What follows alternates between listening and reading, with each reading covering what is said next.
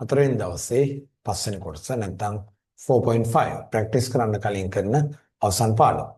මේකත් ක්‍රියාපදයන් සම්බන්ධ විශේෂ භාවිතයන් ටිකක් තියෙන්නේ බලමු. ඔයගොල්ලෝ මේ ප්‍රකාශන තුන අහලා තියෙන වචන තුන අහලා තියෙනවා. should, must, have to. ඔය තුන අහලා තියෙනවා. හැබැයි මේකෙන් කියන්නේ මොකද්ද කියලා පැටලලා තියෙන්න පුළුවන්. හරියට ඉගෙන ගන්න. should කියන්නේ යුතුයි කියන එක. නැත්නම් අවවාදයක් දෙන විදියක්. ඔබට කැමති නම් කරන්නත් පුළුවන් නොකර ඉන්නත් පුළුවන්. මම කියනවා මේක තමයි වඩා හොඳ දේ කියලා. ඒක තමයි should වලින් කියන්නේ. You should go. ඔය ආයුතුයි. ඔය ගියොත් හොඳයි. ඔය යන්න ඕනි. අන්න ඒ වගේ අදහස් එතන තියෙනවා. right? You should work hard. මහන්සිය වැඩ කරන්න ඕන. වැඩ කළ යුතුයි. නොකර ඉන්න පුළුවන් ඉතින් උන්.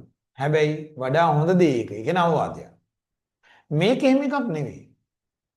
You must go. ඔයා යන්න ඕනි. එතන මම ඔයාට කියනවා මේ වැඩේ අනිවාර්යයෙන්ම කරන්න කියලා. try වෙන ඔප්ෂන් මම දෙන්නේ. You must go. මේක ගැන කල්පනා කරන්න ඕනේ. You must think about this. මහන්සියෙන් වැඩ කරන්න ඕනේ. You must work hard. ඒක රටාව. අනිවාර්යයෙන්ම මම කියනවා කරන්නම කියලා. අරක කියන්නේ මොකද? මම ආට කියනවා කරන්න. හැබැයි නොකර ඉන්න පුළුවන් කරොත් වඩා හොඳයි. කරන්න ගැන කළ යුතුයි. නේද? කළොත් හොඳයි. වගේ අදහස් වලට යනවා. මේකත් අනිවාර්යයි. හැබැයි මම නෙවෙයි කියන්නේ. ඔයාට යන්න වෙනවා. You have to go. අනිවාර්යෙන් යන්න ඕනේ. හැබැයි මම කියන එක නෙවෙයි. පිටින් තමයි බලපෑමේ. ඔයාට මේක ගෙවන්න වෙනවා. You have to pay this. ඔයාට මේ බිල් එක ගෙවන්න වෙනවා. You have to pay this bill. එමය කියන්නේ. ඒතර මේ තුන පටලවා ගන්න එපා. ඔයා ගෙවිය යුතුයි. You should pay. ඔයා ගෙවන්න ඕනේ. You must pay. ඔයාට ගෙවන්න වෙනවා. You have to pay. එමය කියන්නේ. right? ඒක හොඳට ප්‍රැක්ටිස් කරා. ඔයා ටයි එක දාන්න ඕනේ.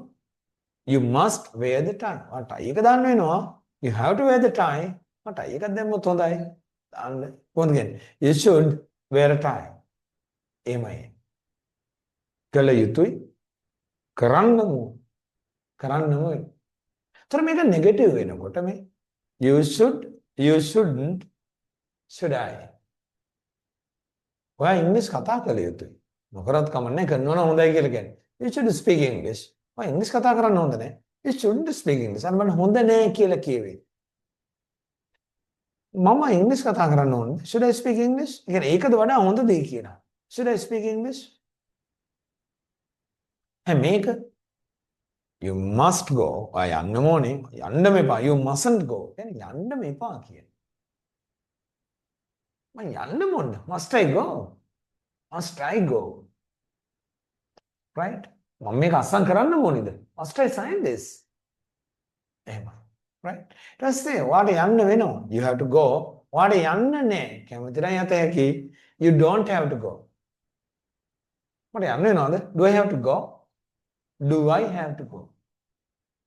ඔයාට මේක කරන්න වෙනවා. You have to do this. ඔයාට මේක කරන්න නෑ. You don't have to do this.